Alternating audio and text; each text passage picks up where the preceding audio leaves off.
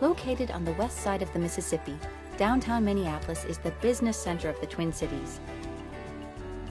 The modern office towers that fill the skyline here are home to a diverse array of businesses that leave the city's humble milling origins far behind. The largest of these skyscrapers is the IDS Center. Rising 57 stories above street level, the IDS is the most recognizable office building downtown. Its unique design makes for 32 corner offices on every floor, and its 42,000 panes of glass glisten in the midday sun. The IDS Center is connected to the rest of downtown by one of the Twin Cities' most distinctive features, a system of overhead glass tunnels known as skyways. In all, 62 of these enclosed bridges connect most of the buildings here, making it possible for denizens of downtown to go to and from work without ever having to set foot outside, which, as you might guess, comes in pretty handy in January. It's a great way for visitors to explore and shop as well, and the skyways are all clearly marked for easy navigation. Down on the street, you can easily see the diversity that is now part of the fabric of life in the Twin Cities. Though we haven't completely shaken our reputation as a bunch of fair-haired Scandinavians, a quick look around the Nicollet Mall and it's pretty apparent just how far that stereotype is from the truth. These days, nearly 40% of Minneapolis is non-European, which has given the city a cosmopolitan flavor that might surprise some out-of-towners. But the Nicollet Mall is good for much more than just people watching. Here you can find some of Minneapolis's best restaurants.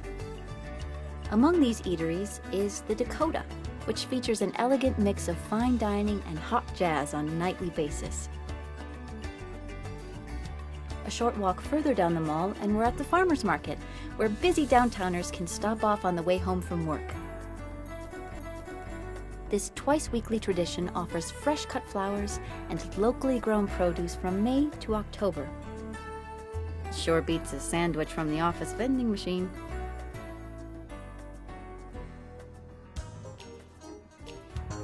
Now, let's hop on the city's Metro Light Rail service and take the short ride north. Here, what once were aging warehouses have been transformed into a thriving entertainment district. Some of the highlights here include Glick's, the city's original brew pub, in business since 1902, and the elegant Graves 601 Hotel, just down the street in the city's upscale Block E entertainment complex.